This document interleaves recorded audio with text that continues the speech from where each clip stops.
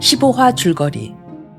조이는 유비를 얕잡아보고 치다가 번성까지 빼앗기자 조조는 유비의 군사 서서를 얻을 욕심으로 효성이 지극한 서서의 약점을 잡아 어머니를 모셔온 뒤 필체를 흉내내어 서서를 불러낸다. 이를 안 서서의 모친은 아들을 꾸짖어 자결하고 조조는 남쪽을 정벌할 준비를 한다. 한편 유비는 서서가 조조에게로 떠나기 전 추천해준 제갈공명을 얻기 위해 그의 조막을 3번 방문한다. 간절한 바람 끝에 제갈공명을 만난 유비. 사양하는 제갈공명에게 간곡히 청하여 천하의 대연사 제갈공명은 세계의 세력으로 정립한 현 정세를 설명하고 드디어 천하의 일에 관여하기 시작한다.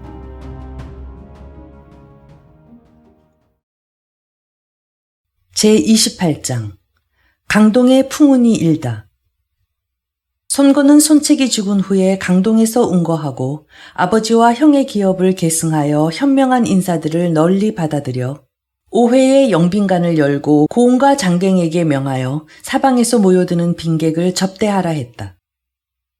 여러 해 계속 이어져 오는 동안 서로 추천해서 이때 회계에는 감택, 팽성에는 엄준, 폐연에는 설종, 연암에는 정병, 오군에는 주환, 오나라 사람 장온, 회계에는 능통, 오정에는 오찬, 이런 다수의 인사들이 모두 강동으로 모여들자 송고는 예를 다하여 공경하고 아주 후하게 대접했다. 또 훌륭한 장수 몇 사람을 얻었는데 여양의 여몽, 오군의 육손, 낭야의 서성, 동군의 반장, 여강의 정봉이 그들이다. 이들 문무의 재능을 가진 여러 사람이 서로 힘을 모아 손권을 보좌했다. 이로부터 강동에는 인물이 많다고 칭하게 되었다. 건한 7년, 조조는 원소를 격파하고 강동으로 사신을 보내 손권에게 손권의 아들을 조종에 들여 황제를 모시게 하라고 명했다. 손권이 머뭇거리고 결정을 내리지 못하자 어머니 오태 부인이 주유와 장소 등을 불러 직접 만나 의논했다. 장소가 말했다. 조조가 우리에게 아들을 조종으로 들여보내라 하는 것은 제후를 견제하는 흔한 방법입니다. 그러나 만약 보내라는 명을 듣지 않는다면 아마도 그는 군사를 일으켜 강동으로 쳐내려올 것이니 형세가 반드시 위태로울 것입니다. 주유가 말한다. 장군께서는 아버지와 형님의 업을 이어받아 육군의 무리를 모두 다 아우르고 있으며 우수하고 강력한 군사를 갖고 있고 군량도 풍족할 뿐 아니라 모든 장병들은 명령에 절대 복종하고 목숨 바쳐 싸울 준비가 되어 있는데 어찌 핍박한다고 해서 사람을 인질로 들여보낼 수 있겠습니까? 인질이 되어 한번 들여보내면 결국 조씨와도 계속해서 화친하지 않을 수 없고 그들이 부르면 가지 않을 수 없으니 이렇게 되면 남의 견제를 당하게 됩니다. 그러니 보내지 말고 천천히 사태의 추이를 보아가면서 별도로 좋은 계책을 세워 막아내는 것이 낫습니다. 오태 부인이 말한다. 공근의 말이 옳소. 송고는 마침내 주유의 말을 따라 조조의 사자에게 거절하여 물리치고 아들을 보내지 않았다.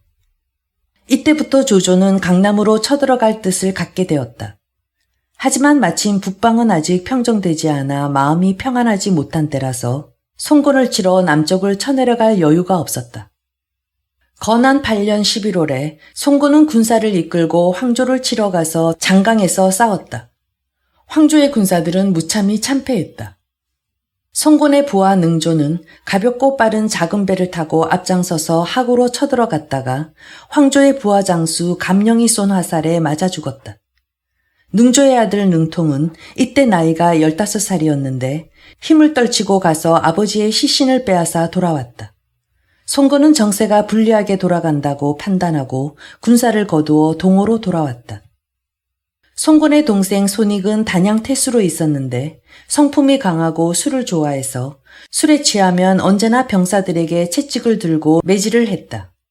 단양 독장 규람과 군숭대원 2사람은 늘 손익에게 원한을 품고 죽이려는 마음을 품고 있었다. 그리하여 손익의 종복 변홍과 신복을 삼기로 맹세하고 손익을 죽이기로 공모했다.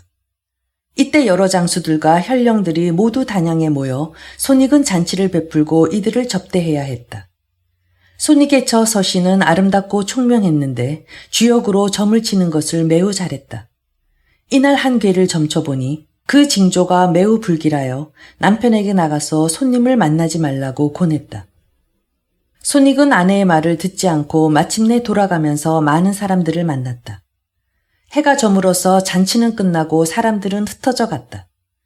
변홍은 칼을 차고 문 밖으로 따라 나오다가 즉시 칼을 빼어 손익을 베어 죽이자 위랑과 대원은 그 죄를 변홍의 탓으로 돌려 저작거리에서 목 베어 죽이고 두 사람은 이 기회를 노려 손익의 집으로 쳐들어가 재산과 시첩들을 노략질해 갔다.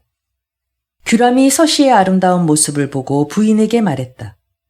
내가 너의 남편을 위하여 원수를 갚았으니 너는 마땅히 나를 모셔야 한다.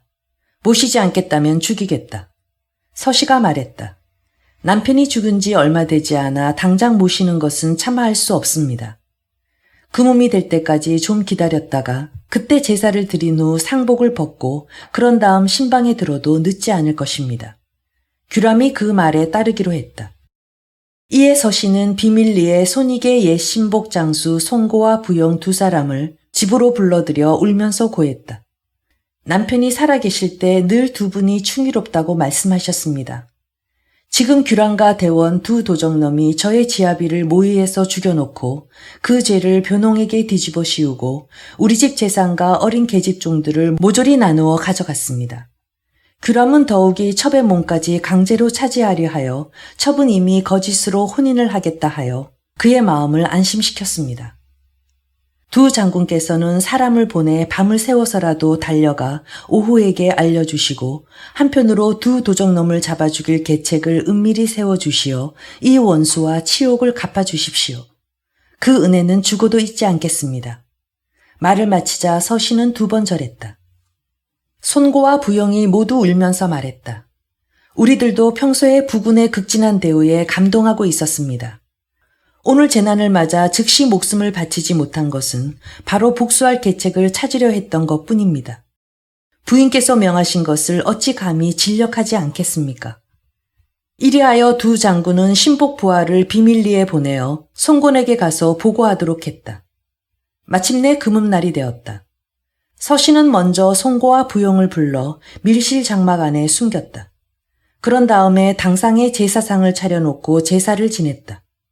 제사가 끝나자 즉시 상복을 벗고 목욕한 후 향을 태워 몸에 그 향기가 배도록 하고 짙게 화장을 하고 탐스럽게 옷을 차려입고 말하고 웃으며 평소와 전혀 다름이 없이 행동했다. 규람이 이 소식을 듣고 매우 기뻐했다. 마침내 밤이 되자 서씨는 시비를 규람에게 보내어 집으로 들어오시라 청하고 당중에 술상을 차려놓고 규람을 맞아 술을 대접했다. 규람이 술에 취하자 서씨가 규람을 밀실로 맞아들이니 규람은 술기운에 기분이 좋아 들어왔다. 서씨가 큰 소리로 불렀다. 손부 두 장군이 어디 계시오? 송고와 부영은 즉시 위막 속에서 칼을 들고 뛰쳐나왔다. 규람은 미처 손을 쓸 사이도 없이 부영이 휘두른 한 칼에 베어져 땅바닥에 쓰러졌다. 송고가 다시 한번 쓰러진 규람을 한 칼로 찍어내리니 규람은 그 자리에서 숨통이 끊어졌다. 서씨는 다시 대원에게 연회에 참석하시라 청한다고 전했다.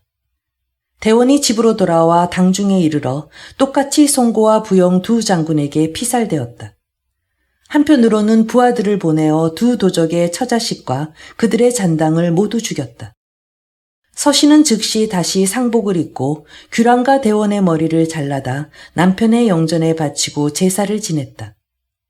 하루도 지나지 않아 송건이 직접 군마를 이끌고 단양에 와서 서씨가 이미 규랑과 대원 두 도적을 죽인 것을 보고 곧 송고와 부용을 아문장으로 삼아 단양을 지키게 하고 서씨를 데리고 집으로 돌아와 여생을 보내게 했다. 강동 사람들은 서씨의 덕을 칭송하지 않는 사람이 없었다. 후세 사람이 시를 지어 찬양했다. 미모와 절개를 둘 다 갖춘 사람은 세상에 없는데 간사한 무리들 하루아침에 뿌리 뽑았네. 어리석은 신하는 도적을 따르고 충신은 죽으니 동호의 여장부에도 미치지 못하네. 동호의 송건은 각처에서 난리를 피우던 도적들을 모두 소통하여 평온을 되찾고 장강에 7천여 척의 전선을 두고 주유에게 벼슬을 내려 대도독으로 삼아 강동의 국군과 육군의 군마를 총괄하여 거느리도록 전권을 주었다. 건한 12년 겨울 10월, 송곤의 어머니 오태 부인이 위독해졌다. 오태 부인은 주유와 장소를 불러들이고 일렀다. 나는 본래 오나라 사람으로 어려서 부모님을 여의고 아우 오경과 월충으로 이사를 가서 살다가 손신의 집으로 시집을 가서 아들 넷을 낳았는데 맏아들 손책을 낳을 때 달이 내 품으로 들어오는 꿈을 꾸었고 다음에 둘째 아들 송곤을 낳았는데 또 해가 품으로 들어오는 꿈을 꾸었소. 점쟁이가 말하기를 해와 달이 품으로 들어오는 꿈을 꾼다는 것은 그 아들이 반드시 귀하게 될 것이라 했는데 불행히도 맏아들을 일찍 잃고 이제 강동의 기업을 일으킬 책무를 송곤에게 맡기게 되었으니 공들이 한마음으로 송곤을 도와준다면 내 죽어도 오나라 기업이 영구히 지속될 것이요. 그리고 송곤에게 당부했다. 너는 장소와 주유를 사부의 예를 갖춰 섬겨라. 절대로 그들을 소홀히 대접하지 말 것이며 나의 여동생 오경은 나와 함께 너의 아버지에게 시집을 왔은즉 또한 너의 어머니이시다.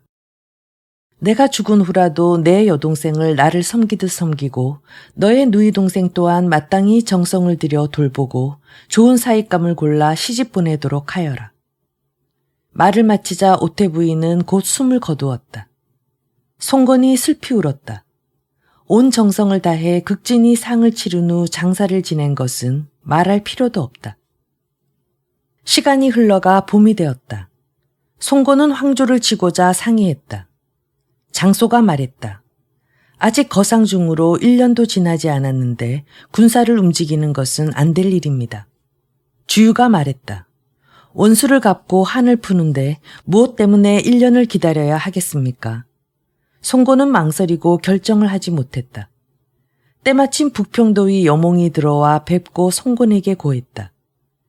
제가 용추수구를 틀어지고 지키고 있었는데 돌연히 황조의 부하장수 감령이 항복해 왔습니다. 제가 자세히 물어보니 그의 자는 홍패이고 파군 임강 사람인데 경서와 사기에 상당히 능통하고 기력이 있어 호방하고 의협심이 있는 사람과 교제하기를 좋아하고 일찍이 도망친 자들을 불러 모아 강호를 주름잡았는데 허리에 구리로 만든 방울을 달고 다녀 사람들이 방울 소리만 들어도 모두 다 피해갔다고 합니다. 또 일찍이 서천 비단으로 돛을 만들고 달고 다녀 사람들이 모두 군범적이라고 불렀다고 합니다. 후에 잘못을 뉘우치고 행실을 고쳐 선을 따라 새 사람이 되어 무리를 이끌고 유표에게 토항했으나 유표는 큰일을 이룰 사람이 아니라는 것을 보고 곧바로 동으로 와서 토항하려 했으나 도리어 황조에게 붙잡혀 하구에 머물러 있었답니다. 전에 우리가 황조를 격파했을 때 황조는 감령의 힘을 얻어서 하구를 구하여 돌아올 수 있었는데도 의외로 황조는 감령을 심하게 박대하여 도독 소비가 여러 번 감령을 황조에게 추천했지만 그때마다 말하기를 그놈은 다만 강에서 오가는 배를 위협하여 물건이나 뺏는 도적인데 어떻게 중용할 수 있겠느냐 했다기에 감령은 이 때문에 한을 품게 되었는데 소비가 그 마음을 알고 곧 술자리를 마련해 놓고 감령을 자기 집으로 불러서 감령에게 이르기를 내가 공을 수차례나 추천했지만 주공이 쓸 생각이 없으니 어찌하겠소. 세월은 손살같이 지나가고 사람도 세월 따라 늙어가는 것이니 사람이 살면 얼마나 살겠소. 마땅히 스스로 원대한 계획을 세우게나. 내가 공을 악현의 현장으로 보중하여 추천할 터이니 거치할 생각은 스스로 정하도록 하시오. 라고 했답니다. 감령은 이로 인해 하구를 지나와 강동에 토항하고자 했으나 그가 황조를 구하고 능조를 죽인 일로 강동이 원한을 품고 있지 않을까 하여 두려워하고 있었습니다. 그리하여 제가 우리 주공께서는 유능한 인재를 구하는데 목말라 하시며 옛날의 원한 같은 것은 기억하고 있지 않소 라고 자세히 설명하고 하물며 각자 자기 주인을 위해 했던 일인데 또한 무슨 원인이 있으리요 하고 말했더니 감령이 흔연히 무리를 이끌고 강을 건너 주공을 뵈러 왔소이다. 주공께서는 어찌하실지 취사를 결정해 주십시오. 송곤이 크게 기뻐 말했다. 내가 감령을 얻었으니 반드시 황조를 깨부수겠다. 즉시 여몽에게 감령을 데리고 들어와 뵙게 하라고 명했다. 감령이 송건에게 인사를 마치자 송건이 말했다. 자네가 이곳으로 오니 내 마음이 큰 인물을 얻은 것처럼 기쁘오. 어찌 옛일에 하늘 품을 이유가 있겠소. 조금도 의심하지 말고 황조를 격파할 계책이나 가르쳐주기 바라오. 감령이 말했다. 지금 한나라 황제의 자리는 날로 위태로워지고 있습니다. 조조는 끝내 황제의 자리를 빼앗을 것이고 형주의 남쪽 땅은 조조가 반드시 빼앗으려 다투는 땅이 될 것입니다. 유표는 원대한 뜻이 없고 그의 아들 또한 어리석고 용렬하여 기업을 이어나갈 수 없을 것이니 명공께서는 마땅히 먼저 차지하셔야 합니다. 만약 늦어지면 조조가 먼저 차지할 것이외다. 이제 황조가 지키고 있는 하구를 먼저 빼앗으셔야 합니다. 황조는 올해 나이가 많고 사리 판단이 어두워서 재물을 탐하는 데만 힘써 아전이나 백성들의 집을 쳐들어가 재물을 빼앗아 사람들이 모두 원망하고 있습니다. 전쟁 도구는 손보고 수리하지 않고 군중에는 법도 군율도 없습니다. 명공께서 만일 가셔서 황조를 치신다면 황조의 군대는 반드시 깨질 것이외다. 황조의 군사를 무찌른 다음 북을 치며 서쪽으로 진군하여 초간을 점거하고 팥쪽을 빼앗으면 폐업을 확정하실 수 있을 것입니다. 송건이 말했다. 금과 옥조와 같은 말씀이요. 즉시 송건은 주유를 대도독으로 삼아 수군과 육군을 총괄하여 거느리게 했다. 여몽을 전의부대 선봉장으로 삼고 동습과 감령을 부장으로 삼아 송건은 10만 대군을 거느리고 황조를 치려고 떠났다. 세작이 이 사실을 탐지하고 강하태수 황조에게 보고했다. 황조는 급히 사람들을 모아 상의하고 소비를 대장으로 삼고 진치와 등용을 선봉장으로 삼아 강하의 모든 병력을 총동원하여 쳐들어오는 적을 맞았다. 진치와 등용은 각각 한 무리의 전함을 이끌고 명구에서 적의 침입을 막았다. 전함 위에는 각각 1천여 장의 강군과 경로를 설치했으며 굵은 밧줄로 전함들을 무리에 서로 메어 묶어놓았다. 동호의 군사들이 다가오자 전함 위에서 북을 쳐 큰 소리를 내며 군과 노를 일제히 쏘았다. 송건의 군사들은 감히 앞으로 나아갈 수가 없어 대략 수리쯤 되는 장강으로 후퇴했다. 감령이 동습에게 말했다. 일이 이미 이 지경에 이르렀으니 전진하지 않을 수 없소. 그래서 작은 배 100여 척을 골라 뽑아 배마다 정예병사 50명씩 태웠다. 20명은 노를 젓고 30명은 갑옷을 입고 칼을 들고 날아오는 화살과 돌을 무릅쓰고 곧바로 전함의 옆으로 돌진해 가서 배를 메어 놓은 큰 밧줄을 베어 끊어내니 전함들은 마침내 뒤엉키게 되었다. 감령이 몸을 날려 전함 위로 올라가 선봉장 등용을 베어 죽이니 선봉장 진취는 함대를 버린 채 작은 배를 타고 달아났다. 여몽이 이것을 보고 작은 배로 뛰어내려 몸소 노를 저어 곧장 흐트러진 함대 속으로 들어가서 배에 불을 질러 태워버렸다. 선봉장 진취는 급히 강기슭으로 올라갈 대비를 했다. 여몽은 목숨을 버릴 각오로 진취의 뒤를 쫓아가 바로 코앞에서 가슴을 향하여 단칼로 찍어내니 진취는 뒤집히며 쓰러졌다. 황조의 군사들과 강기슭에서 싸우려 할 때 강하태수 황조의 대장 소비가 군사를 이끌고 왔으나 오나라 여러 장수들이 먼저 일제히 강기슭에 올라왔기 때문에 소비는 그 기세를 당할 수가 없었다. 황조의 군사는 크게 패배했다. 소비는 길을 버리고 황야로 달아나다가 동호의 대장 반장과 정면으로 마주쳤다. 두 사람이 맞붙어 싸우다 몇 합을 겨루지도 못하고 소비는 반장에게 생포되어 끌려가 곧바로 배 안에 송건 앞으로 끌려오니 송건이 좌우에게 명한다. 우선 함거에 가두어 두어라. 황조를 사로잡은 후 한꺼번에 참하겠다.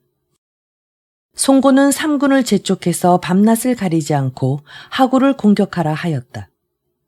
황조는 기세 좋게 나갔던 선봉장은 죽고 군사가 무너지자 지킬 수 없다는 것을 확신하고 마침내 강하성을 버리고 형주를 향하여 도망쳤다. 감령은 황조가 반드시 형주를 향하여 달아날 것이라는 것을 헤아리고 강하성 동문 밖에 군사를 매복시켜 놓고 기다리고 있었다. 황조가 수십 기를 대동하고 동문을 튀어나와 정신없이 달려가고 있는데 한 차례 함성이 끓어오르더니 감령이 길을 막고 나섰다. 황조는 마리에서 감령에게 말했다. 내 지난날 너를 소홀히 대하지 않았는데 오늘 어찌하여 이렇게 핍박하느냐. 감령이 소리쳤다. 내가 지난날 강하에 있을 때 쌓은 공적이 하나둘이 아닌데 너는 나를 강에서 물건을 빼앗는 강도로밖에 취급하지 않았다. 오늘 아직 무슨 할 말이 있느냐. 황조는 피할 수 없다는 것을 알고 말을 박차고 달아났다. 감령은 황조를 향해 군사들을 옆으로 쫙 벌려 세워서 세찬 기세로 뒤쫓아갔다. 그때 뒤에서 함성이 일어나더니 또 몇 기가 뒤쫓아왔다. 감령이 바라보니 정보였다. 감령은 정보가 뒤따라와서 공을 다투려 할까봐 황급히 활을 잡고 화살을 먹여 황조의 등을 겨냥하여 쏘았다. 황조는 화살을 맞고 몸이 뒤집히면서 말에서 떨어졌다. 감령은 황조의 목을 잘라가지고 말머리를 돌려 정보와 군사를 합쳤다. 돌아와 송건을 뵙고 황조의 수급을 바쳤다. 송건이 명했다. 나무 상자에 담아두어라. 강동으로 돌아가면 아버님 영전에 바치고 제사를 올릴 것이다. 송건은 삼군에게 큰 상을 내리고 강령을 도의로 승진시키고 군사를 나누어 강화를 지키려고 의논했다. 장소가 말했다. 외딴성은 지킬 수 없습니다. 우선 강동으로 돌아가는 것이 낫습니다.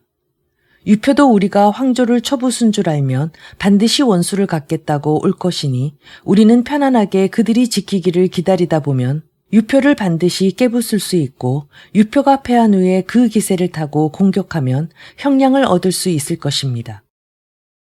송건은 그 말을 따라 마침내 강화를 버리고 군사를 거느리고 강동으로 돌아왔다.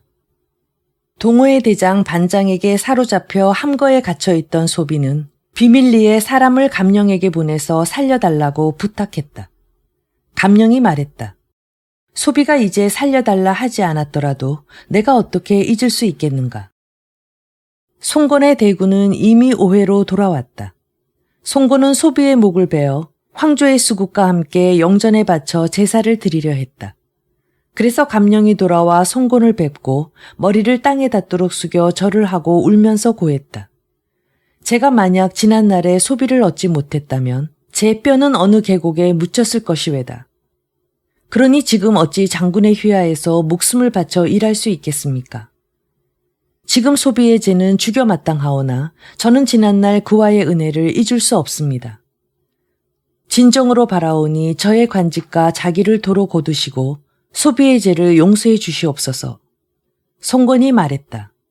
그가 그대에게 은혜를 베풀었다면 내가 그대를 위해 용서하겠으나 다만 그가 만일 도망간다면 어쩌면 좋겠소.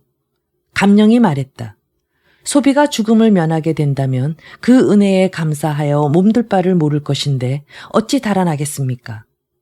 만약 소비가 달아난다면 저의 목을 바치겠습니다. 송건은 그 말을 듣고 소비의 죄를 용서하고 풀어주고 오직 황조의 수금만을 바치고 제사 지냈다. 송건은 제사를 마치자 연회를 베풀어 문신과 무신을 모두 모아 공로를 축하했다. 한창 술자리가 무르익어 갈 때쯤 문득 술자리에 앉아있던 한 사람이 큰 소리로 고골하며 일어서더니 칼을 뽑아 손에 들고 곧바로 감령을 찍어 죽이려 달려들었다. 감령은 급히 앉았던 의자를 들고 막았다. 송건이 깜짝 놀라 쳐다보니 바로 능통이었다. 감령이 강하에 있을 때 그에 붙인 능조를 쏘아 죽였기 때문에 오늘 만나게 되어 원수를 갚으려 했던 것이다. 송건은 재빨리 일어나 멈추게 하고 능통에게 말했다. 감령이 경의 아버지를 쏘아 죽이기는 했지만 그때 각자 자기의 주인을 위해 힘을 다할 수밖에 없지 않았겠느냐. 지금은 이미 한 집안 사람이 되었는데 어찌 지난날의 원수를 이제 다시 갚으려 할 수 있단 말인가. 모든 일을 내 얼굴을 보고 행동하라. 능통이 머리를 조아리고 크게 울면서 말하였다. 불공대천의 원수를 어찌 갚지 않을 수 있겠습니까? 송건은 여러 간원들과 함께 제3능통을 타이르고 설득했다. 능통은 오직 성난 눈초리를 하고 감령을 노려보기만 했다. 송건은 그날 즉시 감령에게 군사 5,000명과 전선 100척을 거느리고 학으로 가서 지키라고 명령했다. 그렇게 송고는 능통을 피하게 한 것이다. 감령은 감사의 인사를 드리고 군사를 거느리고 학으로 떠났다. 송고는 또 능통을 승렬도의로 봉했다. 능통은 할 수 없이 하늘 품기를 그쳤다. 동호는 이때부터 전선을 많이 건조하고 군사를 나누어 강한을 지켰다. 또 손정에게 한 무리의 군사를 이끌고 와 오해를 지키게 했다. 송고는 직접 대군을 거느리고 시상으로 가서 주둔하고 주유는 날마다 파양호에 가서 수군을 훈련시키면서 적의 공격을 대비했다. 제29장 형주성. 현덕은 강동의 소식을 알아보기 위해 사람을 보냈다. 그가 돌아와서 보고했다. 동호는 이미 황조를 공격하여 섬멸하고 지금은 군사를 시상에 주둔시키고 있습니다. 현덕은 즉시 제갈공명을 청하여 계책을 의논했다. 현덕이 이야기를 나누고 있는 사이에 갑자기 유표가 사람을 보내서 현덕을 청했다. 의논할 일이 있으니 형주로 오라는 것이었다. 공명이 말했다. 유표가 오라고 하는 까닭은 분명 강동이 황조를 공격하여 죽였기 때문입니다. 그래서 주공을 청하여 원수 갚을 일을 상의하려는 것입니다. 제가 마땅히 주공과 함께 가서 낌새를 보아가며 대처하면 자연히 좋은 방책이 생길 것입니다. 현덕이 그 말을 따랐다. 간우에게 남아서 신야를 지키라 하고 장비에게 500명의 군사를 이끌고 뒤따르게 하고 형주로 떠났다. 현덕이 마리에서 공명에게 말했다. 이제 승경을 만나면 어떻게 대답해야 하겠소? 공명이 말한다. 먼저 양양에서 있었던 일을 사과하십시오. 그가 만일 주공에게 가서 강동을 토벌하라고 하면 절대 승낙하시면 아니 됩니다. 다만 신야로 돌아가서 군마를 정돈하겠다고만 말씀하십시오. 현덕은 그 말을 따르겠다고 했다. 현덕은 형주에 도착하여 역관에서 짐을 풀었다. 장비에게는 성 밖에 군사를 둔치고 머물라고 했다. 현덕과 공명이 성 안으로 들어가 유표를 베었다. 예를 마치고 현덕은 계단 아래에서 죄를 청했다. 유표가 말한다. 나는 현재가 해를 입었던 일을 이미 모두 다 알고 있네. 당시에 즉시 채모의 목을 베어 현재에게 바치려 했는데 많은 사람들이 살려달라고 고하였기 때문에 잠시 용서한 것이니 현재는 행여라도 언짢게 여기지 마시게. 현덕이 말한다. 그 일은 최 장군이 관여한 일이 아니라 모두 아래 사람들이 한 일일 뿐입니다. 유표가 말했다.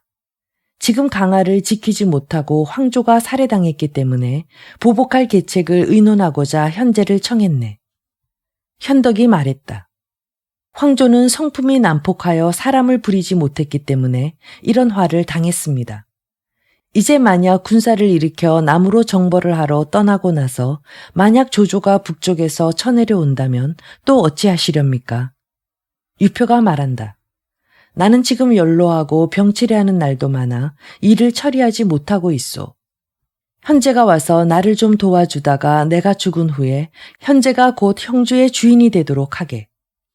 현덕이 말한다. 형님께서는 어찌 그런 말씀을 하십니까? 미루어 생각해보면 제가 어찌 그런 중임을 감히 맡을 수 있겠습니까? 공명이 현덕에게 눈짓을 했다. 현덕이 말했다. 천천히 좋은 방도를 생각해 보겠습니다. 그리고 즉시 작별 인사를 하고 물러나와 역관으로 돌아왔다.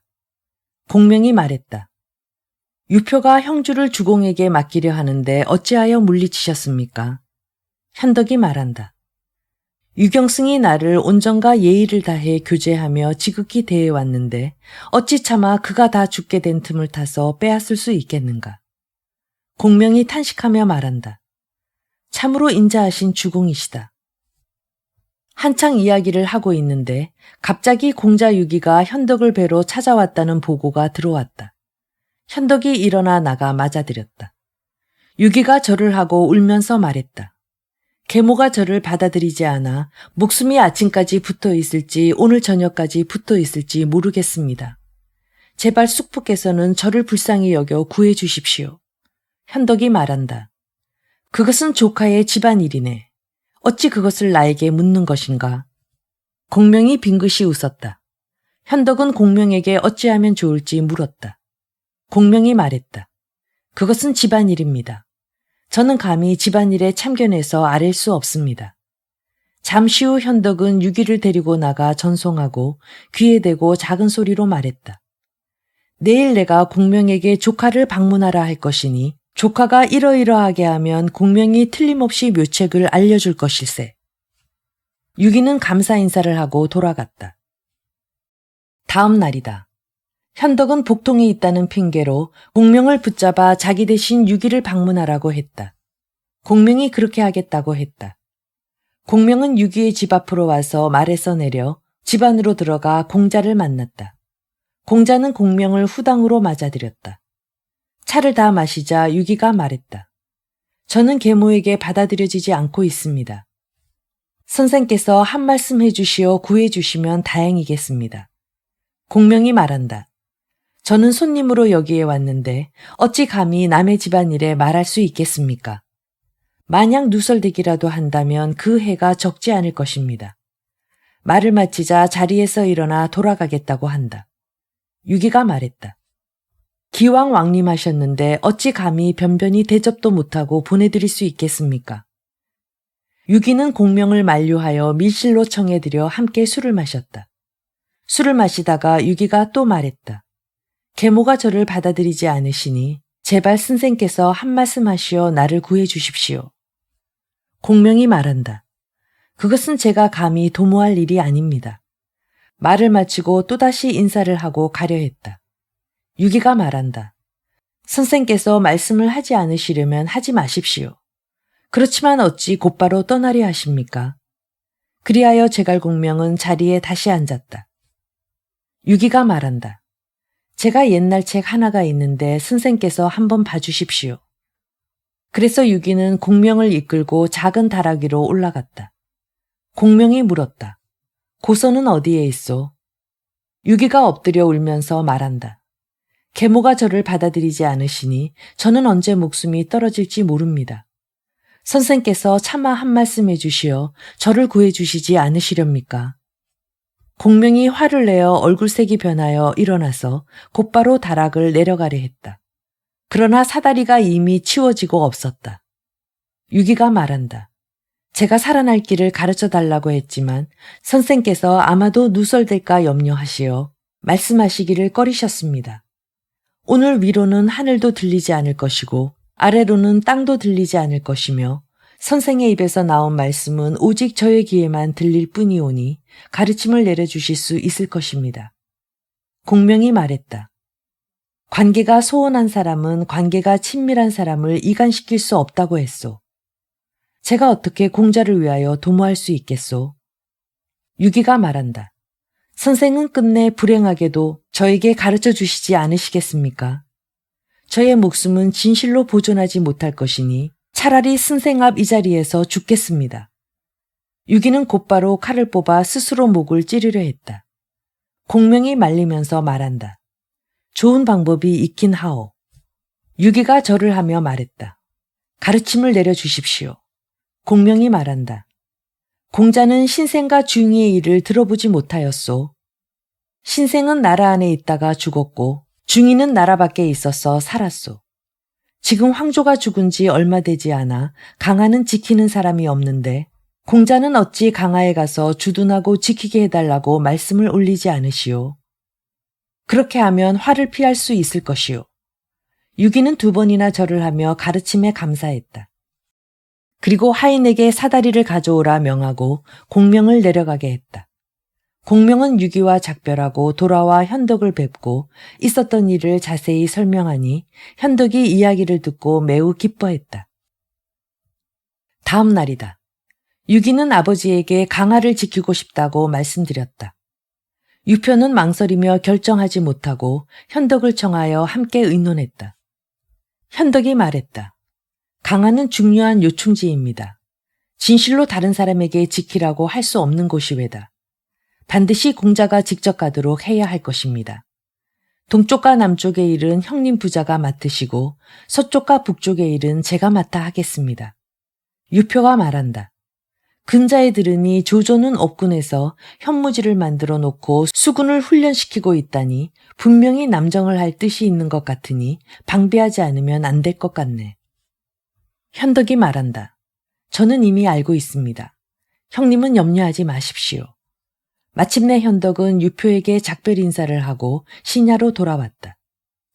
유표는 유기에게 명을 내려 삼촌 군사를 이끌고 강화로 가서 지키라 했다. 이보다 앞서 조조는 삼공의 관직을 없애고 스스로 승상을 겸했으며 모계를 동조연으로 삼고 최영을 서조연으로 삼고 사마의를 문학연으로 삼았다. 사마의의 자는 중달이며 한해 5년 사람으로 영천태수 사마준의 손자이고 경조윤 사마방의 아들이며 주부 사마량의 아우였다. 이로부터 문관이 크게 갖춰지게 되었다. 그리하여 조조는 무장들을 불러 모아 남쪽 정벌을 상의했다. 하우돈이 나서서 말한다. 요즘 들으니 유비는 신야에서 날마다 군사를 훈련시키고 있다고 합니다.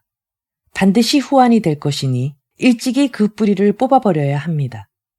조조는 즉시 하우돈을 도독으로 삼고 우금 이전 하우란 한호를 부장으로 삼아 10만 대군을 거느리고 곧장 박망성으로 가서 신야를 칠 기회를 살피라고 명했다. 순욱이 간한다. 유비는 영웅입니다. 더욱이 지금 제갈량을 군사로 삼아 겸하고 있으니 적을 가볍게 봐서는 안 될 것입니다. 하우돈이 말했다. 유비는 쥐새끼 같은 놈이요. 내 반드시 사로잡으리이다. 서서가 말했다. 장군께서는 유현덕을 가볍게 보지 마십시오. 지금 현덕은 제갈량의 보좌를 받고 있기 때문에 호랑이가 날개를 단 것과 같습니다. 조조가 말한다. 제갈량은 어떤 사람이요? 서서가 말했다. 제갈량의 자는 공명이고 도호는 와룡선생이라 합니다. 천하를 다스릴 만한 재주가 있고 귀신이 들고 나는 듯한 계책을 갖고 있는 참으로 이 세상에 기발한 제사입니다. 얕보아서는 안 됩니다. 조조가 말했다. 공과 비교하면 어떻소? 서서가 말한다. 저를 어찌 제갈량과 비교할 수 있겠습니까? 제가 만일 반딧불이의 빛이라면 제갈량은 보름달의 밝은 빛입니다. 하우돈이 말한다. 서서의 말은 틀렸소. 나는 제갈량이 보기를 초계같이 볼 뿐이요. 전혀 두렵지 않소. 내가 만일 한번 싸워 유비를 생포하지 못하면 제갈량이라도 사로잡아 그 수급을 가져다 승상께 바치겠소.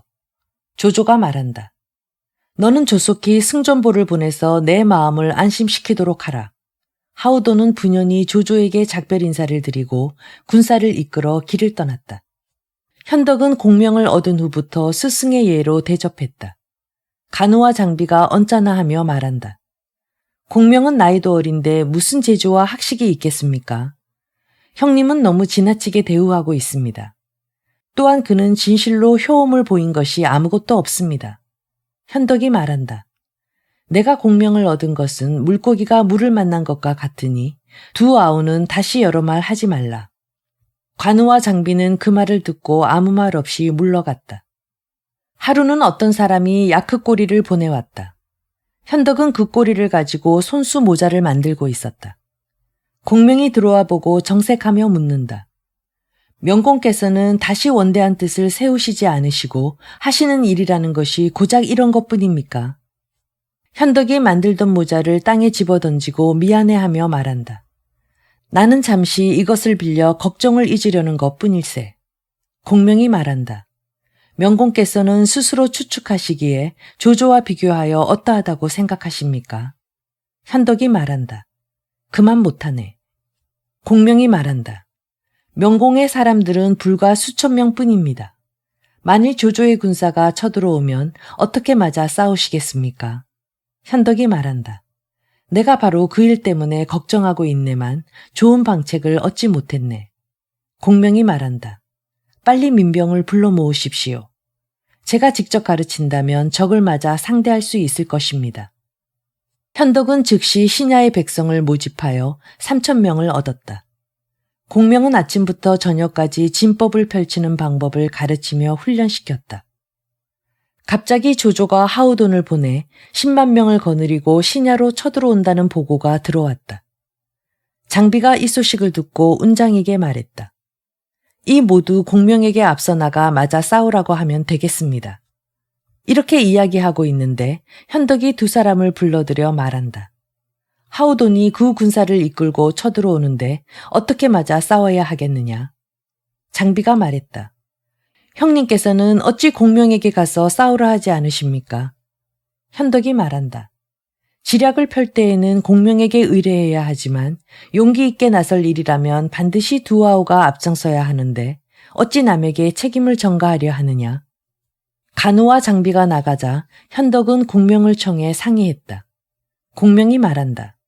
오직 간우와 장비 두 사람은 아마도 나의 명령을 들으려 하지 않을 것입니다.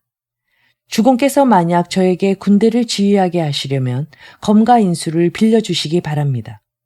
현덕은 즉시 검과 인수를 공명에게 주었다.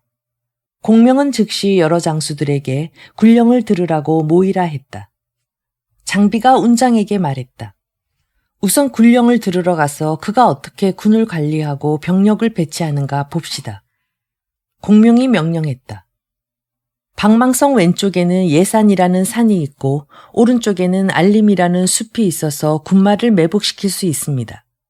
운장은 1천 군사를 이끌고 예산에 가서 매복하고 적군이 오거든 그들과 싸우지 말고 그냥 지나가게 하시오. 그들의 군수 물자와 군량과 마초는 분명히 뒤따라올 것이니 남쪽에서 불길이 오르거든 군사를 풀어 출격하여 그 군량과 마초를 불태우시오. 익독도 1천 군사를 거느리고 알림 뒤쪽으로 가서 산골짜기에 매복하고 있다가 남쪽에서 불길이 오르거든 즉시 나와서 방망성으로 달려가 평소 군량과 마초를 쌓아둔 곳에 불을 놓아 태워버리시오. 관평과 유봉은 500명의 군사를 이끌고 미리 이나무를 준비해서 방망상 뒤편 양쪽에서 기다리고 있다가 초경쯤에 적군이 오거든 즉시 불을 지르시오. 또한 번성에게 조자룡을 들어오라 명을 내려 전이 부대로 삼아 앞장서 가게 하되 이기지 말고 지기만 하라고 명하시오. 또 한편 주공께서는 직접 일군을 이끌고 나가 뒤에서 후원하시면 됩니다. 각자 틀림없이 계획에 따라 행해야 하니 실수하지 마시오. 운장이 말했다. 우리는 모두 나가 적을 맞아 싸우는데 군사는 무슨 일을 할지 모르겠습니다. 공명이 말했다. 나는 여기서 꼼짝 않고 현성을 지킬 것이오. 장비가 큰 소리로 웃으며 말한다. 우리들은 모두 싸우러 가는데 너는 집안에 틀어박혀 앉아서 편안하게 즐기시겠다. 공명이 말했다. 검과 인수가 여기에 있소. 군령을 어기는 자는 목을 치겠소. 현덕이 말했다. 어찌 듣지 못했느냐. 군막에서 전령을 짜서 천리 밖에서 승부를 결정짓는다 했는데 두 아우도 군령을 어겨서는 안 될 것이다. 장비는 빈정거리며 물러갔다. 운장이 말했다. 우리는 우선 그의 계책이 맞는지 맞지 않는지나 보고 그때 가서 따져도 늦지 않을 것이다. 두 사람은 물러갔다. 여러 장수들은 공명의 도략을 알지 못하기 때문에 이제 군령을 듣기는 했어도 모두 의혹을 부정하지 못했다. 공명이 현덕에게 말했다. 주공, 오늘 즉시 군사를 이끌고 방망산 아래로 가서 둔치십시오. 내일 황혼이 질 때에 조조의 군사들이 반드시 도착할 것입니다. 그러면 주공께서는 영체를 버리고 즉시 달아나십시오. 달아나다가 불길이 치솟아 오르는 것을 보시면 즉시 군사를 돌려 적을 치십시오. 저는 미충 미방과 함께 500명의 군사를 거느리고 현성을 지키면서 손건과 간홍에게 명하여 승리를 기뻐하고 축하할 연회를 준비시키고 공로부를 마련해 놓고 돌아오시기를 기다리겠습니다. 작전을 수행할 군사들이 맡아 해야 할 임무의 분담은 이미 끝났다. 현덕 또한 공명의 작전에 의욕을 떨쳐버릴 수 없었다. 하우돈과 우금 등은 군사를 이끌고 방망성에 다다르자 정예병을 반으로 나누어 그중 하나는 전위부대를 만들고 그 나머지는 모두 식량을 실은 수레를 호위하여 뒤따라오게 했다. 때는 마침 가을이라 가을바람이 서서히 거세게 몰아치기 시작했다. 하우돈이 이끄는 군사들이 길을 재촉하여 급히 행군할 때 전방 멀리 흙먼지가 갑자기 피어오르는 것이 보였다. 하우돈은 즉시 진을 버려놓고 길잡이에게 물었다. 이곳은 어디냐? 길잡이가 답한다. 앞에 있는 언덕이 바로 방망파이고 뒤에 있는 시내가 바로 나구천입니다. 하우도는 우군과 이전에게 진두에서 군사를 겹겹이 보호하라 명령을 내리고 직접 말을 타고 진 앞에 나가 달려오는 군마를 바라보고 있었다. 하우돈이 갑자기 큰 소리로 웃었다. 여러 사람이 물었다. 장군께서는 무엇 때문에 웃으십니까? 하우돈이 말한다. 내 어찌 웃지 않을 수 있겠는가? 서서가 승상의 면전에서 제갈량이 천상에서 내려온 사람이나 되는 양 허풍을 떨었는데 이제 그의 용병을 보니 이따위 군마로 전위부대를 삼아서 나와 맞서 싸우겠다니 마치 개와 양떼를 몰고 와서 호랑이와 표범과 싸우겠다는 것과 같을 뿐이다. 내가 승상 앞에서 큰 소리를 쳐 유비와 제갈량을 잡아오겠다고 약속했는데 이제 반드시 내 말대로 될 것이다. 하우도는 즉시 말을 놓아 앞으로 달려나갔다. 주자룡이 말을 타고 나왔다. 하우돈이 욕설을 퍼부었다. 너희들이 유비를 따라다니는 것을 보니 마치 외로운 혼이 귀신을 따라다니는 것 같구나. 조자룡이 크게 노하여 말을 놓아 싸우러 달려들었다. 두 사람은 서로 교차하여 싸웠으나 몇 합을 싸우지도 못하고 조자룡이 패한 척하며 달아났다. 하우돈은 그 뒤를 쫓아 추격했다. 조자룡이 약 10여 리를 달린 후에 말을 돌려 달려들어 또 싸우다가 몇 합을 싸우지도 않고 또다시 달아났다. 한호가 말을 박차 앞으로 나아가 간했다. 조자룡은 우리를 유인하고 있습니다. 아마도 복병이 있을 것 같습니다. 하우돈이 말한다. 적군이 이 꼴인데 비록 10군데 복병이 있다 한들 내가 무엇을 겁내겠는가. 그리하여 한호의 말을 듣지 않고 곧바로 방망파까지 뒤쫓아왔다. 포 쏘는 소리가 한 번 울리더니 현덕이 직접 군사를 끌고 세찬 기세로 돌진해 와서 맞붙어 싸웠다. 하우돈이 웃으면서 한호에게 말한다. 이들이 바로 매복했던 군사들이다. 내가 오늘 저녁 신야까지 진군하지 못한다면 맹세코 허도로 돌아가지는 않겠소. 말을 마치자 군사들에게 빨리 전진하라고 독촉했다. 현덕과 조자룡은 뒤로 후퇴하며 달아났다. 이때 날은 이미 저물었고 두터운 구름은 짙게 깔린 데다 또한 달빛마저 없었다. 낮부터 불던 바람은 밤이 되자 점점 더 세차게 불었다. 하우도는 군사를 돌아보고 좀 더 빨리 뒤쫓으라고 독촉했다. 우군과 이전은 좁은 길로 돌아서 추격해 갔다. 양쪽이 모두 빽빽이 들어찬 갈대밭이었다. 이전이 우금에게 말했다. 적을 업신여기는 사람은 반드시 패한다고 합니다. 남도의 길은 좁고 상간에는 서로 가까워서 수목이 서로 뒤섞여 우거져 있으니 만일 저들이 화공을 한다면 어찌하겠소. 우금이 말했다. 자네 말이 옳래. 내가 앞으로 가서 도독에게 말할 것이니 그대는 뒤따라오는 군사들을 오지 못하게 막게나. 이전은 즉시 말을 돌려 달려가며 큰 소리로 외쳤다. 후군은 서행하라. 그러나 인마가 세찬 기세로 달려오고 있었으니 어찌 그 와중에 막아 세울 수 있으리요. 우금도 말을 달려가며 소리쳤다. 정군의 도독은 잠시 멈추시오. 하우돈이 한창 달려가는 사이에 후군 쪽에서 우금이 소리치며 달려오는 것을 보고 즉시 물었다. 무슨 까닭이요? 우금이 말한다. 남쪽 도로는 좁고 산천은 서로 매우 가까운 데다가 수목이 서로 뒤섞여 우거졌으니 화공에 방배해야 합니다. 하우돈이 문득 정신이 들었다. 즉시 말을 돌려 군사들에게 전진하지 말라고 명했다.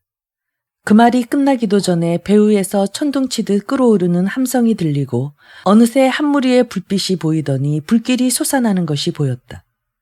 그 뒤를 따라 양쪽 갈대밭에도 역시 불이 번지면서 몹시 짧은 시간에 사방팔면이 모두 다 불바다가 되었다. 동시에 거센 바람이 불어와 불길은 점점 더 맹렬하게 타올랐다. 조가의 인마는 스스로 자기들끼리 서로 밟고 밟혀 죽은 사람이 그 수를 셀 수도 없었다.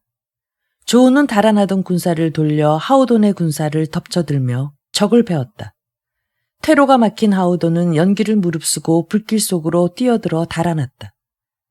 이전은 형세가 불리해지자 황급히 방망성을 향해 달렸다. 이때 불빛 속에서 한 무리의 군사가 나타나 가로막았다. 앞선 대장은 바로 간운장이었다.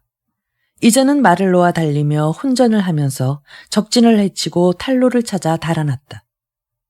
우금은 양식과 마초를 실은 수레가 모조리 불에 타는 것을 보고 즉시 사이길로 도망쳐갔다. 하오란과 한호가 군량과 마초를 구하려 달려오다가 장비와 정면으로 마주쳤다. 몇 탑을 겨루지도 않아서 장비는 단창으로 하오란을 찔러 말 아래로 떨어뜨렸다. 한호는 길을 뚫고 도망쳤다. 유비의 군사들은 날이 밝을 때까지 끊임없이 적을 쳐 죽이다가 비로소 군사를 거두었다. 죽인 시체가 온 들판에 널브러졌고 흘린 피는 냇물이 되어 흘렀다. 후세 사람들이 시를 지어 말했다. 방망에서 대립하다 불로 공격하니 소담 중에 했던 말 그 뜻대로 지휘했네. 곧바로 조조의 간담을 서늘하게 만들고 초료를 나와 처음으로 제1공을 세웠구나. 하우도는 패잔병을 수습하여 허창으로 돌아갔다. 싸움이 끝나자 공명이 군사를 수습하니 관우와 장비가 서로에게 말했다. 공명은 정말 영걸이구나. 간우 장비가 불과 몇 리를 가지 않았을 때 밑죽과 미방이 군사를 이끌고 조그만 수레를 둘러싸고 나오는 것이 보였다. 수레 안에는 한 사람이 단정히 앉아 있는데 바로 제갈 공명이었다. 간우와 장비는 말에서 내려 공명의 수레 앞에 절을 하고 엎드렸다. 잠시 후 현덕을 비롯하여 조자룡, 유봉, 간평 등 장수들이 모두 도착했다. 거의 모든 군사들도 거두어 모았다. 유비는 노획한 군량과 마초 등 군수품을 장수와 병사들에게 상으로 나눠주고 군사를 거느리고 신야로 돌아왔다. 신야의 백성들은 흙먼지가 피어오르는 것을 보고 길을 막고 절을 올리며 말했다. 우리의 혈족이 모두 온전히 살아남을 수 있게 된 것은 모두 사군께서 훌륭한 분의 힘을 얻은 덕입니다. 공명은 현청으로 돌아와서 현덕에게 말했다. 하우도는 비록 패하여 돌아갔지만 조조는 반드시 직접 대군을 몰고 쳐들어올 것입니다. 현덕이 말했다. 그렇다면 어찌하면 좋겠소? 공명이 말했다. 제게 한 계책이 있으니 조조의 군사를 대적할 수 있을 것입니다. 현덕은 공명에게 조조의 군사를 물리칠 계책을 물었다. 공명이 말했다. 신야는 작은 현이라 오랫동안 머물러 살 수는 없습니다. 요즘 유경승의 병이 위독하다니 이런 기회를 이용하여 그의 형주를 빼앗아 대업의 토대를 세울 곳으로 삼으십시오. 그러면 거의 조조를 막아낼 수 있을 것입니다. 현덕이 말한다. 공의 말은 매우 훌륭하네. 그렇지만 나는 승경의 은혜를 받았는데 어찌 천연덕스럽게 빼앗을 수 있겠는가? 공명이 말한다. 만일 지금 빼앗지 않는다면 후회해도 아무 소용없을 것입니다. 현덕이 말했다. 차라리 내 죽을지언정 차마 의리를 저버리는 일은 할 수 없네. 공명이 말했다. 차후 다시 상의 드리겠습니다. 하우도는 싸움에 지고 허창으로 돌아오자 스스로 몸을 결박하고 조조를 뵙고 땅에 엎드려 죽여달라고 청했다. 조조는 결박을 풀어주었다. 하우돈이 말했다. 제가 제갈량의 속임수에 걸려들자 그는 화공을 펴서 우리 군사를 패배시켰습니다. 조조가 말했다. 너는 어려서부터 군사를 부렸으면서 어찌하여 좁을 곳에서는 반드시 화공에 대비해야 한다는 것을 알지 못했느냐? 하우돈이 말한다. 이전과 우금이 이에 대해 일찍 말했지만 후회했을 때는 이미 늦었습니다. 그래서 조조는 이전과 우금에게 상을 주었다. 하우돈이 말했다. 유비가 이렇게 맹위를 떨치니 참으로 치명적인 우환입니다. 서둘러 제거하지 않으면 안 될 것입니다. 조조가 말했다. 내가 걱정하는 사람은 유비와 송건뿐이다. 나머지는 모두 마음 쓸 가치가 없는 사람들이다. 이제 응당 이런 때를 이용하여 강남을 쓸어 평정해야겠다. 조조는 즉시 명령을 하달하여 50만 대군을 일으켰다. 조인과 조홍을 제1대로 삼고 장여와 장압을 제2대로 삼고 하우연과 하우돈을 제3대로 삼고 우금과 이전을 제4대로 삼는다고 명을 내리고 조조는 직접 여러 장수들을 거느리고 제5대가 되어 각각의 대마다 10만 명의 군사를 이끌라 했다. 그리고 또 허저를 절충장군으로 삼아 3천 군사를 이끌고 선봉에 서라고 명했다. 건한 13년 가을 7월 병오일에 출정하기로 날짜를 잡았다. 태중대부 공룡이 간한다. 유비와 유표는 모두 환왕실의 종친이니 가볍게 여겨 정벌해서는 안 됩니다. 그리고 송고는 육계군을 차지하고 범처럼 웅크리고 있는데 또한 큰 강이 가로막고 있어 정벌하기 험한 곳이라 역시 손에 넣기 쉽지 않을 것입니다. 이제 승상께서 이런 의롭지 못한 군사를 일으키려 하시니 천하의 신망을 잃을까 염려되옵니다. 조조가 화를 내며 말했다. 유비, 유표, 송고는 모두 임금의 명을 거역한 역적들인데 어찌 토벌하지 않을 수 있겠는가. 조조는 즉시 공룡에게 호통을 쳐서 물리치고 만일 다시 가난한 자가 있으면 반드시 그 목을 베겠다고 엄명을 내렸다. 공룡이 승상부를 나오면서 하늘을 우러러 탄식하며 말했다. 불이 난 자로 하여 지극히 어진 사람을 치려 하니 어찌 패하지 않겠는가. 이때 어사대부 극녀의 가객이 이 말을 듣고 극녀에게 알렸다. 극녀는 항상 공룡에게 업신여김을 당해왔기 때문에 마음속에 한을 품고 있었다. 그래서 이 말을 듣고 바로 돌아와 조조에게 고하고 또 말했다. 공룡은 평소에도 승상을 멸시했습니다. 또한 그는 예형과 서로 친했는데 예형이 공룡을 칭찬하여 말하기를 그대는 공자가 죽지 않고 다시 살아난 사람 같다고 하자 공룡이 예형을 칭찬하기를 그대야말로 아내가 다시 살아온 사람이다 라고 했습니다. 지난번 예형이 승상을 모욕한 것도 바로 공룡이 시킨 것이었습니다. 조조가 크게 노하여 즉시 정의에게 공룡을 잡아들이라 명했다. 공룡에겐 아들이 둘 있었는데 나이가 아직 어려서 그때 집에서 바둑을 두고 있었다. 자우가 급히 보고했다. 아버님께서 정의에게 잡혀가셨는데 목을 벨 것이라 합니다. 두 공자께서는 어찌 급히 피하지 않으십니까? 두 아들이 말한다. 둥지가 부서서 떨어지는데 어찌 아리라고 운전하겠는가? 말이 끝나지도 않았는데 정의가 또 들이닥쳐 두 아들을 포함하여 공룡의 모든 가족을 잡아다가 모조리 목을 베어 죽이고 공룡의 시신을 시장바닥에 내다 놓고 호령했다. 경조 사람 지습이 공룡의 시신에 엎드려 통곡했다. 조조가 그 소식을 듣고 크게 노하여 죽이려 했다. 순욱이 말했다. 제가 듣기로 지습이 항상 공룡에게 간하여 말하기를 공은 너무 지나치게 강직한 것이 흠이요. 그게 화를 부르는 길입니다. 라고 했다고 합니다. 이제 공룡이 죽자 와서 고골하는 것을 보면 의로운 사람입니다. 죽이셔서는 아니 됩니다. 그래서 조조는 죽이려는 마음을 접었다. 지습은 공룡 부자의 시체와 머리를 모두 거두어 장사 지내 주었다. 후세 사람들이 공룡을 칭찬하는 시를 지어 말했다.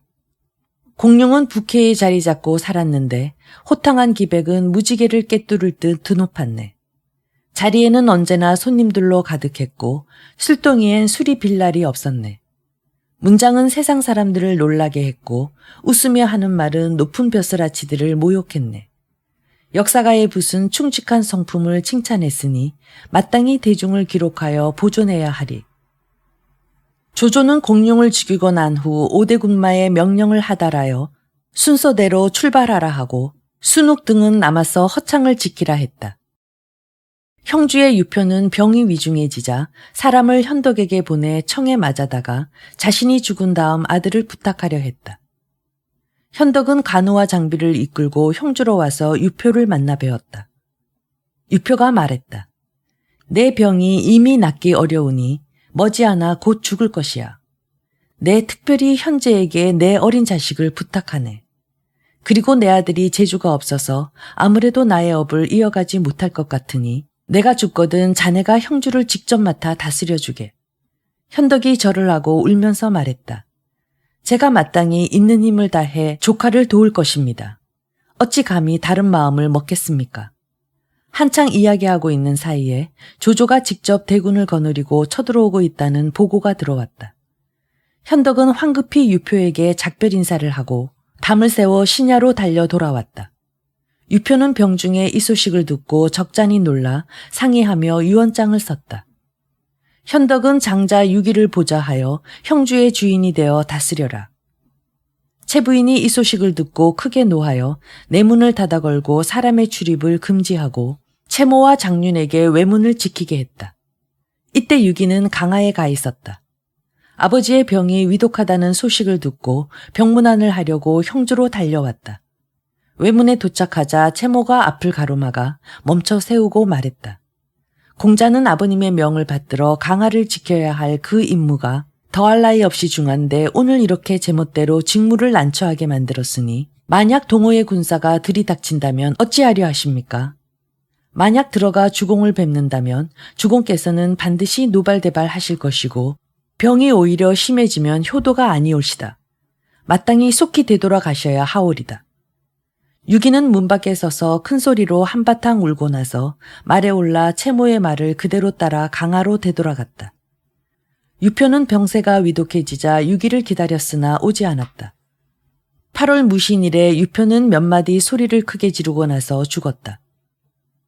유표가 죽자 채부인과 채모, 장유는 상의하여 가짜 유언장을 만들어 둘째 아들 유종을 형주의 주인으로 삼았다. 그런 연후에 고골하고 부고했다. 이때 유종의 나이 14살로 상당히 총명했다. 뜻밖의 많은 사람들을 모아놓고 말했다. 나의 아버님은 세상을 떠나셨지만 나의 형님은 지금 강하게 계시고 더욱 숙부 현덕은 신야에 계시는데 너희들은 나를 주인으로 삼았으니 만일 형과 숙부가 군사를 일으켜 나의 죄를 묻는다면 어떻게 해명할 것이냐. 여러 관리들이 미처 대답하지 못했다. 망뇨 이규가 대답했다. 공자의 말씀은 매우 훌륭합니다. 지금이라도 급히 강하로 부고를 보내서 큰 공자를 청해와 형주의 주인으로 삼고 현덕의 명을 따라 함께 일을 처리하도록 하십시오. 그러면 북으로 조조를 대적할 수 있고 남으로는 송건을 막을 수 있으니 이것이야말로 만전을 기할 수 있는 계책입니다. 채모가 욕설을 퍼부었다. 내 놈이 뭔데 감히 함부로 떠벌려 주공의 유언을 거역하려 하느냐. 이규도 큰 소리로 욕했다. 너는 안팎에서 작당하고 모의하여 진짜 유언인 듯 칭하면서 장자를 패하고 어린 차자를 세웠으니 형량의 구개군이 채씨의 수중으로 돌아가는 것이 눈에 보인다. 돌아가신 주공께서 홀령이 있다면 반드시 너를 주살하실 것이다. 채모가 크게 화를 내며 좌우에게 끌고 나가 목을 베라고 소리쳤다. 이규는 끌려가 죽을 때까지 욕설을 그치지 않았다. 그리하여 채모는 드디어 유종을 형주의 주인으로 세웠다. 채씨 종족은 형주의 군사를 나누어 거느리게 되었다. 그들은 치중 등이와 별가 유선에게 형주를 지키라 명하고 채부인은 직접 유종과 함께 미리 양양에 가서 머물러 있으면서 유기와 유비를 방어하는 한편 유표의 간을 양양성 동쪽 한양언덕에 장사 지냈다. 끝내 유기와 현덕에게는 부고를 전하지 않았다. 유종이 양양에 이르러 막 말에서 내려 쉬려 하는데 갑자기 조조가 대군을 이끌고 양양을 향하여 곧장 쳐들어오고 있다는 급보가 날아들었다. 조조가 쳐들어온다는 소식에 유종은 소스라치게 놀랐다. 즉시 계월과 채모를 청해서 의논했다. 동조연 부손이 진언했다. 조조의 군사가 쳐들어오는 것만 걱정스러운 것이 아니라 큰 공자는 강하에 둔치고 있고 현덕은 신야에 있는데도 우리는 아직까지 부고도 알리지 않았습니다. 만약 이들이 군사를 일으켜 죄를 묻는다면 형주와 양양은 위태롭게 됩니다.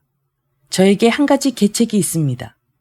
형주와 양양의 백성들을 태산처럼 끄떡없이 안전하게 보호하고 또한 주공의 자기도 보존할 수 있는 계책입니다.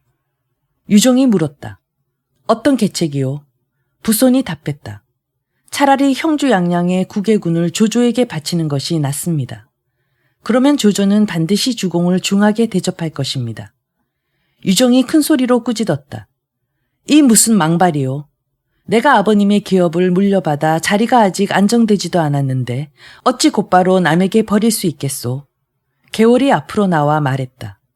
부손의 말이 옳습니다. 무릇 거역과 순종에는 중요한 이유가 있고 강약에는 정해진 추세가 있습니다.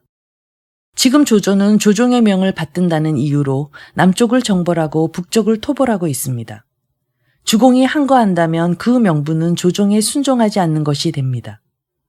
게다가 주공은 새로 자리에 오르자마자 밖으로는 환란으로 평온한 날이 없고 안으로는 우환이 일어나려 하니 평주와 양양의 백성들은 조조의 군사가 쳐들어온다는 소문을 듣는다면 싸우기도 전에 간담이 먼저 서늘해질 것이니 어찌 그들과 대적할 수 있겠습니까? 유종이 말했다. 여러분들의 좋은 말씀을 내 따르지 않으려는 것이 아니라 다만 성군의 업을 하루아침에 남에게 주어버린다면 천하의 웃음거리를 남기는 것이 두려울 뿐이요. 이 말이 끝나기도 전에 한 사람이 머리를 쳐들고 가슴을 내민 채 당당하게 걸어오며 말했다. 부공제와 계월의 말이 매우 훌륭한데 어찌하여 따르지 않으십니까? 자리에 있던 사람들이 모두 그를 돌아봤다. 그는 산양 고평 사람으로 성명이 왕찬이고 자는 중선인데 그의 용모는 바짝 여이고 허약해 보였으며 체격도 아주 작아 보였다. 어렸을 적에 중랑 채용을 만나 뵈러 찾아갔었는데 그때 채용의 집에는 이름 높은 벗들이 방 안에 가득 차 있었다. 채용은 왕찬이 찾아왔다는 소리를 듣고 신을 제대로 신을 겨를도 없이 급히 거꾸로 신고 나가 맞이했다. 빈객들이 모두 깜짝 놀라 말했다. 최중랑은 어찌하여 유독 이 어린애만 공경하시는가? 채용이 말했다. 이 아이는 뛰어난 재능을 갖고 있지만 나는 그렇지 못하네. 왕찬은 견문이 넓고 기억력이 뛰어났는데 그 누구도 비교할 수가 없었다. 이전에 한 번은 길가의 비문을 한 번 훑어보고 즉시 기억하여 암송을 했고 다른 사람이 바둑을 두는 것을 보다가 판이 끝난 후 왕찬이 바둑돌을 다시 꺼내 복귀하면 한 수도 틀리는 일이 없었다. 그는 산술도 잘했고 그의 문장은 매우 뛰어나 한때 비교할 사람이 없었다. 나이 17살에 임금이 학문실랑으로 삼았지만 나아가지 않았다. 훗날 난리를 피하여 형양에 왔는데 유표가 그를 상빈으로 삼았다. 그날 왕찬이 유종에게 물었다. 장군께서는 스스로 생각하시기에 조조와 비교하여 어떠하다고 생각하십니까? 유종이 대답했다. 그만 못합니다. 황찬이 말했다. 조공은 강한 군사에다 장수들도 용맹한데 지혜가 풍부하고 계략이 아주 다양하게 많습니다.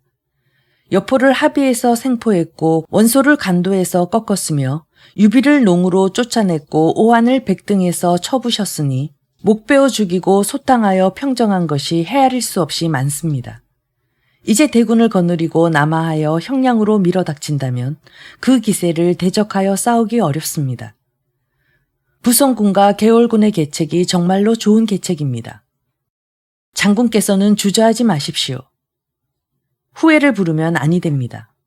유종이 말했다. 선생께서 가르쳐 주신 것은 지극히 옳습니다. 그렇지만 마땅히 어머니께서 아시도록 품에 봐야겠습니다. 얼핏 보니 채 부인이 병풍 뒤에서 돌아 나오며 유종에게 말했다. 중선, 공제, 이도 세 사람의 의견이 똑같으니만큼 구태여 나에게까지 고할 필요가 있느냐. 그리하여 유종은 뜻을 결정하고 즉시 항복문서를 써서 송충에게 비밀리에 조조의 군용으로 가서 문서를 바치라 명했다. 송충은 명을 받고 곧 완성으로 가서 조조를 만나 항복하는 문서를 바쳤다. 조조가 크게 기뻐하여 송충에게 큰 상을 내리고 분부했다. 유종에게 성 밖으로 나와 영접하라고 해라. 곧 그가 영원히 형주의 주인이 되게 하겠다. 송충은 조조와 작별하고 형량으로 되돌아가려고 길을 떠났다. 강가에 이르러 막 건너려 하는데 갑자기 한 무리의 군사가 다가왔다. 돌아보니 바로 간운장이었다. 송충은 피할 수도 없어 운장의 부름에 멈춰섰다. 간운장은 형주의 일을 세세히 물었다. 송충은 처음엔 물음에 사실을 숨기고 말하지 아니하려 하였으나 후에는 운장이 꼬치꼬치해어 묻자 더 이상 둘러대어 넘길 수 없게 되자 할 수 없이 전후 사정을 낱낱이 사실대로 고했다. 운장이 크게 놀라 즉시 송충을 체포하여 신야로 끌고 와 현덕을 뵙고 그 사건을 말하게 했다. 현덕은 그 말을 듣고 목 놓아 울었다. 장비가 말했다.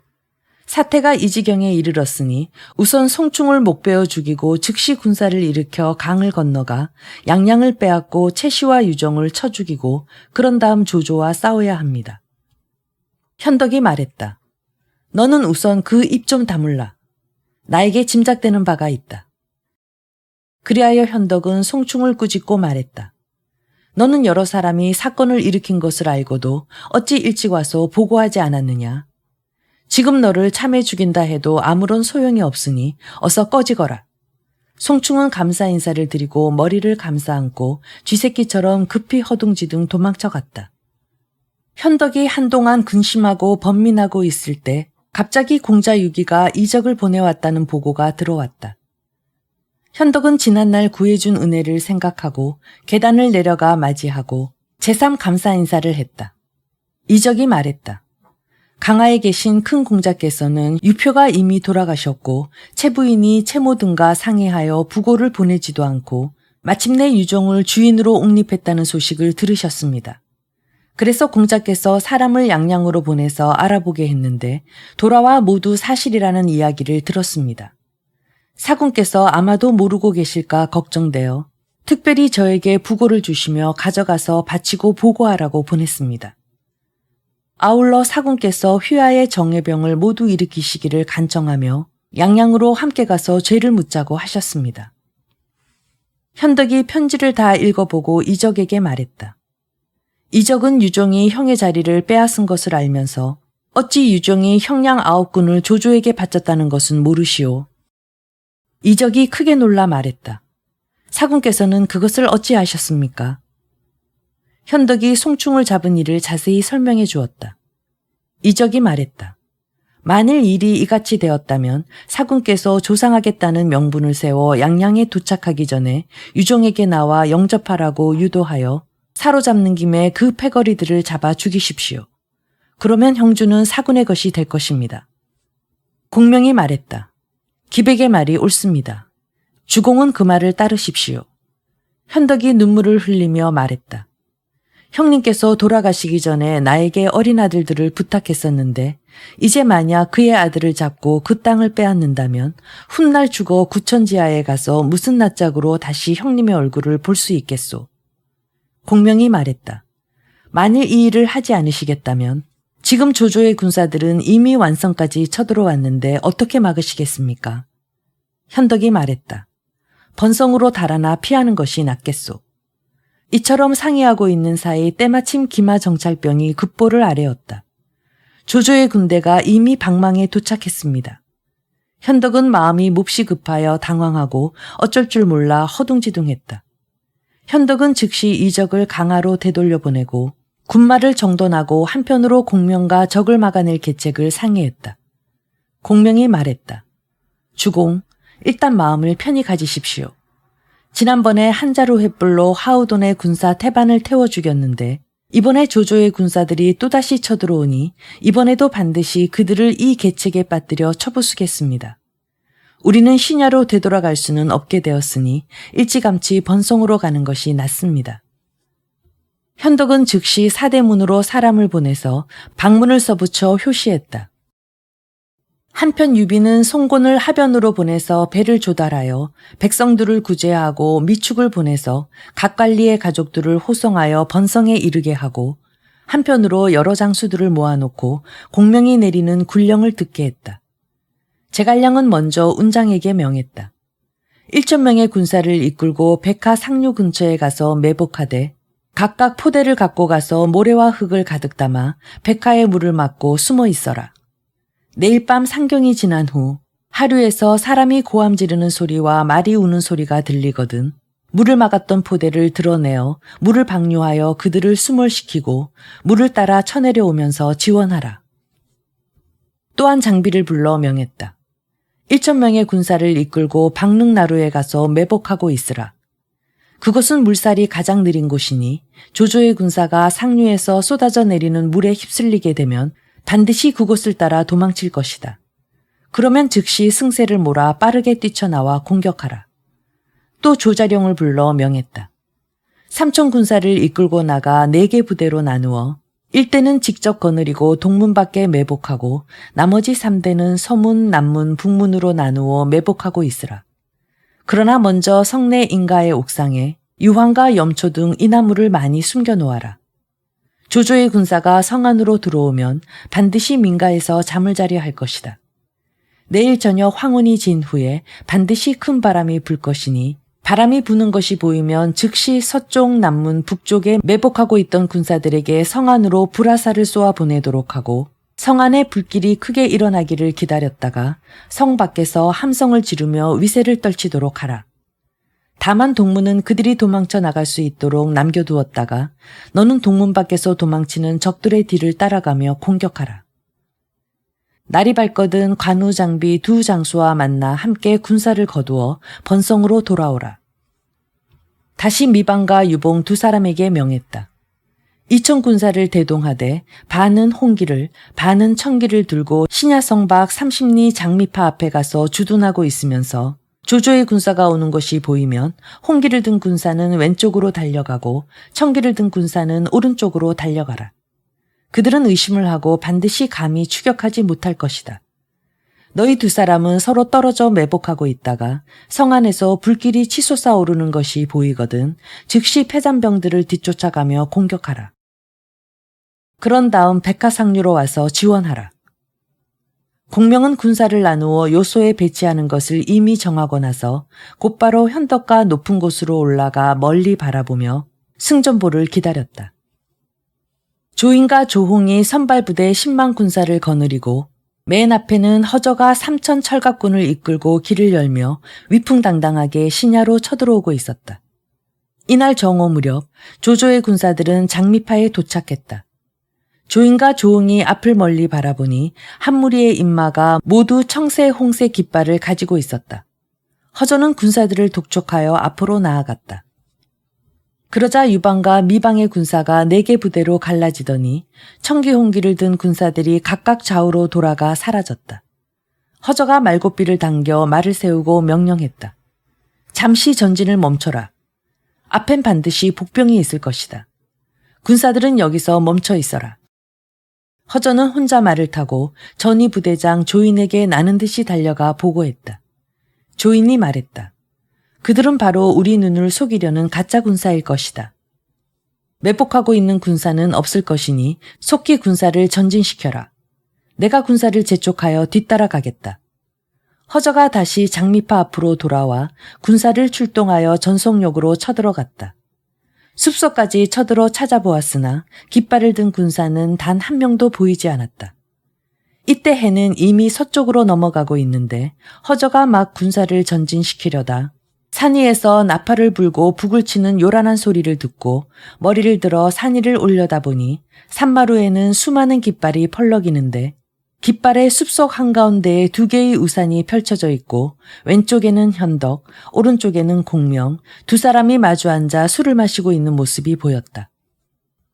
그 꼴을 본 허저는 화가 치밀어 올라 군사를 이끌고 길을 찾아 헤집어가며 산을 올라갔다. 산 위에서 통나무 토막이 굴러내리고 돌멩이가 쏟아져 내리고 덮치는 바람에 도저히 산을 오를 수가 없었다. 또한 산 뒤에서 함성이 우레같이 들려왔다.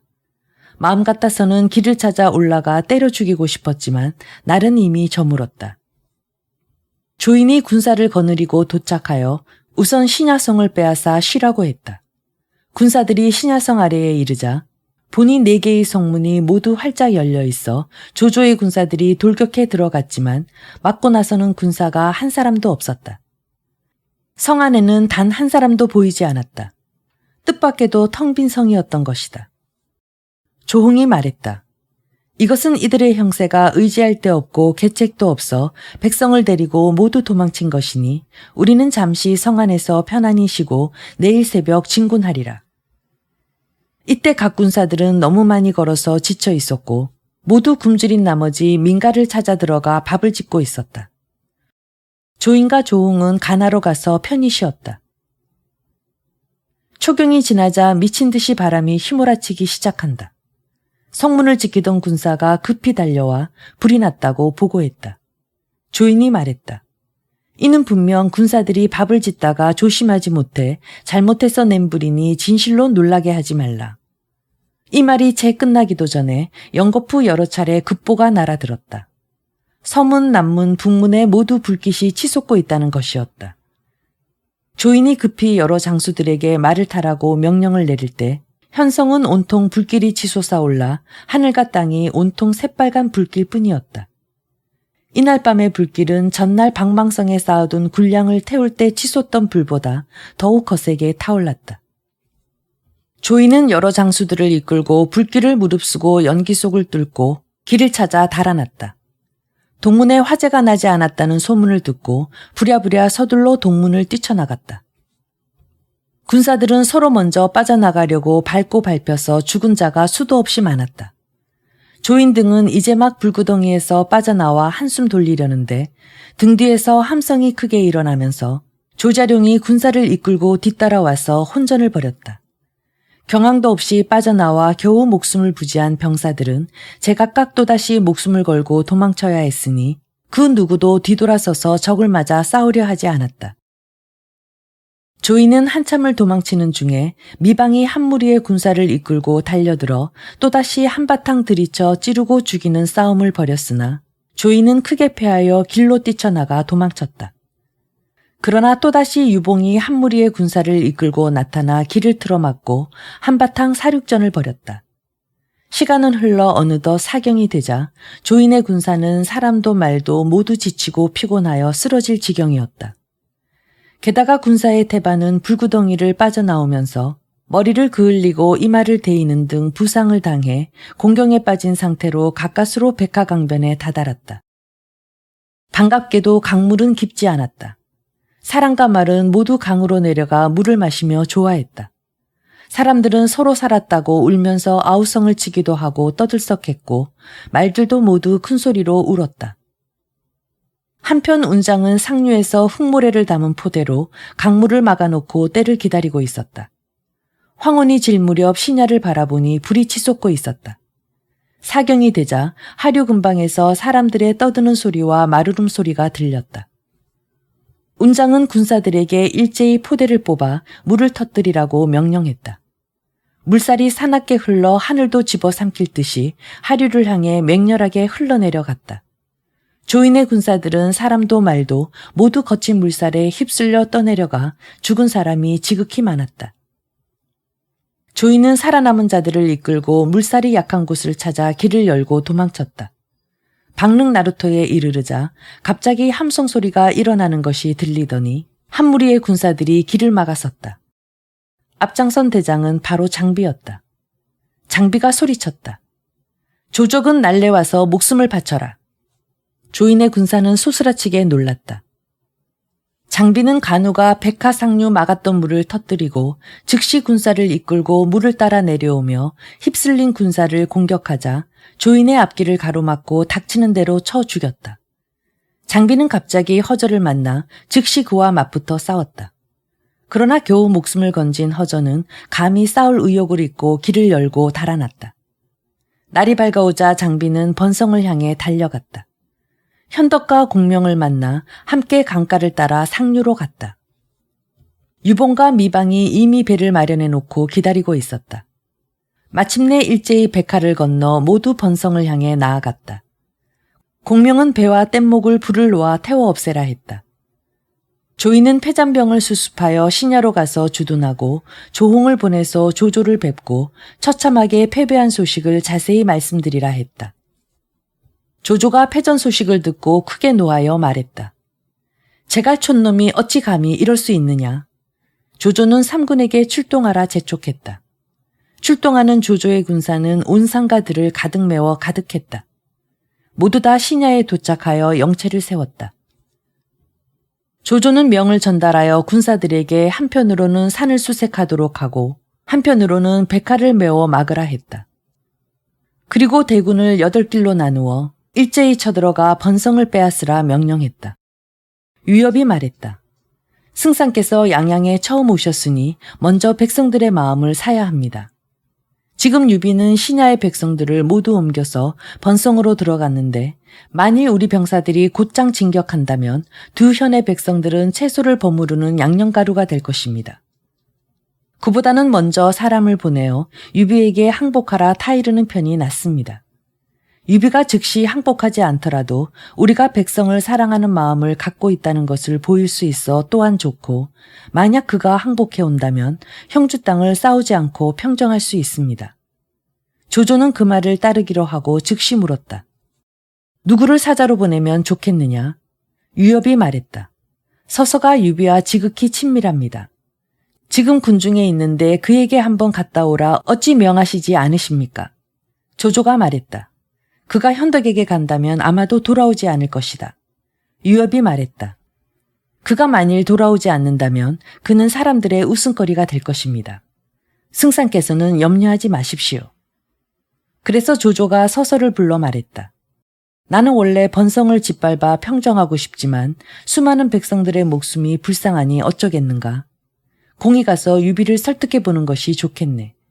만일 기꺼이 항복해 온다면 죄를 면해주고 벼슬을 줄 것이지만 만약 잘못을 고집하여 밀고 나간다면 군사건 백성이건 가리지 않고 모두 다 무참히 죽일 것이며 옥과 돌을 가리지 않고 모두 불태울 것이라고 전하게.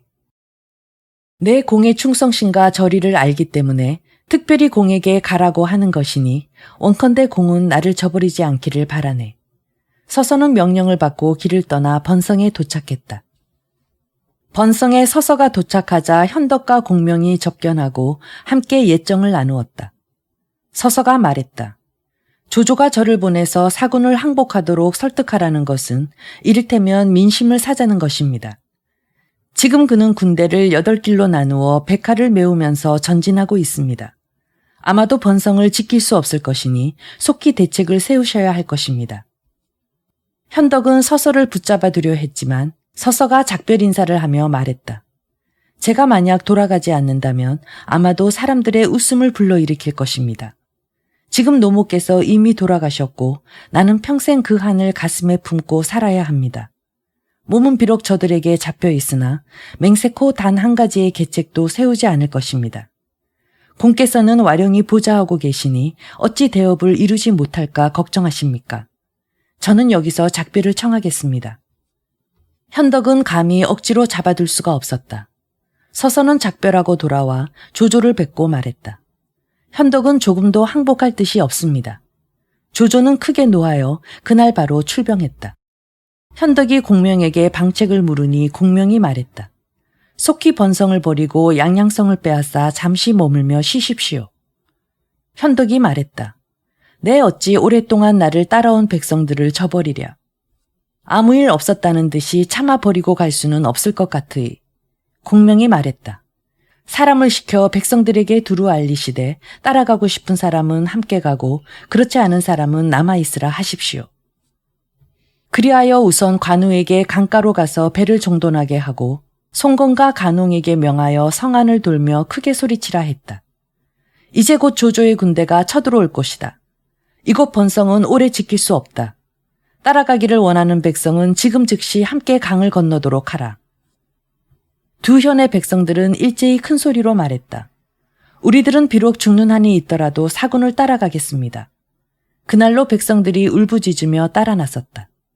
어떤 이는 늙은이를 부축하고 어린아이의 손을 잡아 끌며 또한 어떤 남자는 여자를 데리고 끊임없이 밀려들어 강을 건넜다.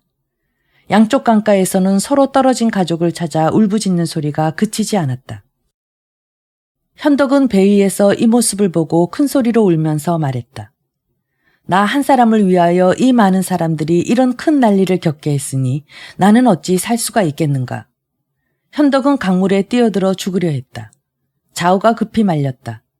이 소식을 들은 사람은 통곡하지 않는 자가 없었다. 배가 남쪽 강가에 다다르자 현덕은 고개를 돌려 백성들을 돌아봤다. 아직 건너지 못한 사람들이 강 건너 남쪽을 바라보며 울고 있었다. 현덕은 급히 운장에게 배를 독촉하여 그들을 건너게 하라 명했다. 그들이 모두 강을 건너오자 현덕은 그제서야 비로소 말에 올랐다. 현덕이 데리고 온 백성의 행렬이 양양성 동문에 도착했다. 성문 위에는 여러 가지 깃발들이 성을 따라 꽂혀 있는 것이 보였고 해작가에는 녹각이 빽빽하게 들어차 있었다. 현덕이 말을 멈춰 세우고 큰 소리로 외쳤다. 유정현질, 나는 단지 백성들을 구하고자 할 뿐이네. 다른 생각이 전혀 없으니 어서 빨리 문을 열어주게. 유정은 현덕이 왔다는 소리를 듣고 두려워서 나오지도 않았다. 채모와 장륜이 곧장 정루로 올라와 군사들에게 호통치면서 화살을 마구 쏘아댔다. 성 밖에 피나는 백성들은 모두 다 정루를 바라보며 목 놓아 울었다. 성 안에서 갑자기 한 장수가 수백 명의 군사를 이끌고 곧장 성루에 올라가더니 큰 소리로 꾸짖었다. 채모 장륜, 나라를 팔아먹은 역적놈들아. 유사군은 어질고 덕망이 높은 분이시다. 지금 백성을 구하려고 찾아오셨는데 어찌하여 막는 것이냐. 모두가 그를 바라보니 키는 8자나 되는 훤칠한 키에 얼굴은 붉은 대추빛이었는데 바로 의양 사람으로 성은 위, 이름은 연, 자는 문장이었다. 그 자리에서 위연이 성문을 지키고 있던 장수와 군사를 돌아가며 칼로 쳐 죽이고 성문을 열고 적교를 내리면서 큰 소리로 외쳤다. 유왕수, 어서 빨리 군사를 이끌고 입성하십시오. 나라를 팔아먹은 역적놈을 함께 잡아 죽입시다. 장비가 즉시 말을 박차고 달려나가 성으로 들어가려고 했다. 현덕이 급히 제지하고 말했다. 잠깐, 백성들이 놀란다. 위원은 오직 현덕의 군말을 돌아보며 성 안으로 들어오라고 손짓하여 불렀다. 이때 성 안에서 한 장수가 군사를 이끌고 날아가듯 말을 달려나오며 큰 소리로 위원에게 외쳤다. 이름도 없는 쫄따구가 어찌 감히 반란을 꾀하느냐. 나 대장 문빙을 알아보겠느냐. 위원이 크게 노해 창을 들고 말을 박차고 달려들어 맞붙어 싸웠다. 두 사람이 거느린 군사들이 성 주변에서 뒤섞여 치고받고 서로 닥치는 대로 쳐 죽이며 함성을 지르는 소리가 진동했다. 현덕이 말했다. 본래 백성을 보호하려 했던 것이 반대로 백성을 해치는구나. 나는 양양에 들어가고 싶지 않구나. 공명이 말했다. 강릉은 형주의 요지이니 먼저 강릉을 손에 놓고 집을 삼는 것이 좋겠습니다. 현덕이 말했다. 내 생각이 그것이오. 이리하여 현덕은 다시 백성들을 이끌고 양양을 떠나 모두 대로를 따라 강릉을 향해 길을 나섰다. 양양성의 많은 백성들이 혼란스런 틈을 타고 몰래 성을 빠져나와 현덕을 따라갔다. 위원은 문빙과 싸움이 붙어 사시부터 미시까지 싸웠다. 싸우다 보니 수하의 병졸들은 이미 모두 죽고 없었다. 그리하여 위원은 말머리를 돌려 달아나 현덕을 찾으려 했으나 어디에도 보이지 않았다. 위원은 장사태수 한연을 찾아가 의탁했다. 현덕은 10여만 명의 군사와 백성을 인솔하고 가고 있었다. 피난 보따리를 실은 크고 작은 수레가 수천량이었고 등짐을 짊어진 사람은 그 수를 헤아릴 수조차 없었다. 유표의 무덤 앞을 거쳐가게 되자 현덕은 여러 장수를 인솔하여 묘 앞으로 가서 절을 하고 울면서 고했다. 수치스러운 아우 유비는 덕도 없고 재주도 없어 형님이 맡긴 소중한 부탁을 저버리게 되었습니다. 그 죄는 오직 내 한 몸에 있을 뿐 백성들은 간여한 것이 아무것도 없으니 바라건대 형님의 영령께서는 형주 양양의 백성을 도와주시어 구원받게 해주소서. 그 말이 매우 비통하고 애절했다. 그 말을 듣고 눈물을 흘리지 않는 군사도 백성도 하나도 없었다. 갑자기 기마초병이 달려와 보고했다. 조조의 대군이 이미 번성에 들어와 둔치고 사람들을 동원하여 배와 뗏목을 손질하고 있습니다. 가까운 시일 내에 강을 건너 서둘러 뒤쫓아올 것입니다. 여러 장수들이 모두 말했다. 강릉은 요지이니 충분히 적을 맞고 지킬 수 있을 것입니다. 그러나 지금 수만 명의 백성들을 호위해야 하니 하루에 10여리밖에 갈 수 없습니다. 이렇게 가다 보면 언제 강릉에 도착하겠습니까? 만약 조조의 군사가 바짝 뒤를 쫓아왔다면 어떻게 적을 맞아 싸울 수 있겠습니까? 잠시 백성을 버리는 것이 낫고 먼저 가는 것이 상책입니다. 현덕이 울면서 말한다. 큰일을 하는 사람은 반드시 백성을 근본으로 삼는다고 한다. 이제 백성들이 나를 따라 여기까지 왔는데 어떻게 버릴 수가 있겠느냐. 백성들은 이 말을 듣고 슬픔에 잠기지 않는 사람이 없었다. 현덕은 피난 행렬의 백성을 보호하면서 가자니 천천히 가지 않을 수 없었다. 공명이 말했다. 조조의 추교병들이 머지않아 곧 들이닥칠 것입니다. 운장을 강화로 보내서 공자 유기에게 구원을 청하여 유기에게 속히 군사를 일으켜 배를 타고 강릉으로 와서 만나자고 하십시오. 현덕이 그 말을 따라 즉시 편지를 써서 관웅장에게 주고 송건과 함께 500군을 거느리고 강화로 가서 구원을 청하게 했다. 장비에게는 뒤에 추격하는 군사를 막으라 하고 조자룡에게는 가족들을 보호하라고 명하고 그 나머지는 모두 다 백성을 돌보며 가라고 명했다. 그러다 보니 속도가 나지 않아 하루에 고작 10여리쯤 가서 쉬어야 했다. 한편 조조는 번성을 점령하고 번성에서 강을 건너 양양으로 사람을 보내서 유종을 만나려고 불렀다. 유종은 조조가 부른다는 소리에 두려워서 감히 가 뵐 엄두도 내지 못하자 채모와 장윤이 가기를 청했다. 왕이가 몰래 유종에게 고했다. 장군께서는 이미 항복하셨고 현덕 또한 달아났으니 조조는 반드시 마음 놓고 방비하지 않을 것입니다. 원컨대 장군께서 기병을 힘써 정돈하여 험한 곳에 숨겨두었다가 공격하면 조조를 잡을 수 있을 것입니다. 조조를 잡으면 천하의 위세를 떨칠 수 있을 것이니 비록 중원이 넓다 하더라도 경문을 보내는 것만으로도 평정할 수 있을 것입니다. 이런 기회는 만나기 쉽지 않으니 기회를 놓치면 안 될 것입니다. 유종은 그 말을 채모에게 고했다. 채모가 왕위를 질책하며 말했다. 너는 천명도 알지 못하는 놈이 어찌 감히 망발을 짓거리는 것이냐. 왕이가 노하여 꾸짖었다. 나라를 팔아먹은 놈아, 살아있는 내 놈의 생고기를 씹어먹지 못하는 것이 한스럽다. 채모가 왕이를 죽이려 하자 개월이 말려서 그만두었다. 마침내 채모는 장윤과 함께 번성에 도착하여 조조를 뵙고 절을 올렸다. 채모와 장윤의 말과 얼굴빛은 보기 역겨울 만큼 아첨을 하며 알랑거렸다. 조조가 물었다. 형주에는 군마와 전량이 지금 얼마나 되느냐? 채모가 말했다. 기마군이 5만, 보병이 15만, 수군이 8만, 총합 28만 명입니다. 전량은 태반이 강릉에 있고 나머지는 각 곳에 분산되어 있으며 역시 1년은 충분히 공급할 수 있는 양을 비축하고 있습니다. 조조가 말했다.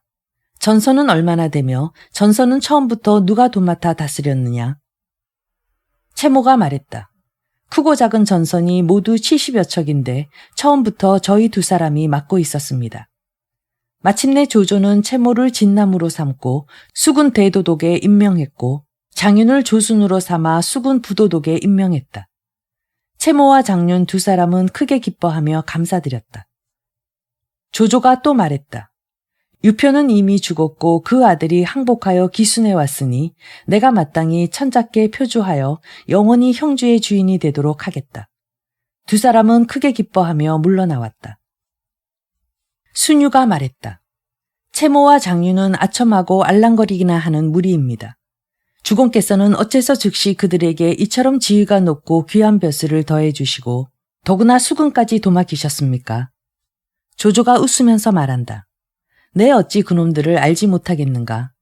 다만 내가 거느리고 있는 북쪽 군사들이 수전에 익숙하지 못하기 때문에 우선 당분간 이 두 사람을 이용하고 일이 다 이루어진 다음에 별도로 어떻게 처치할지 결말을 낼 것이다.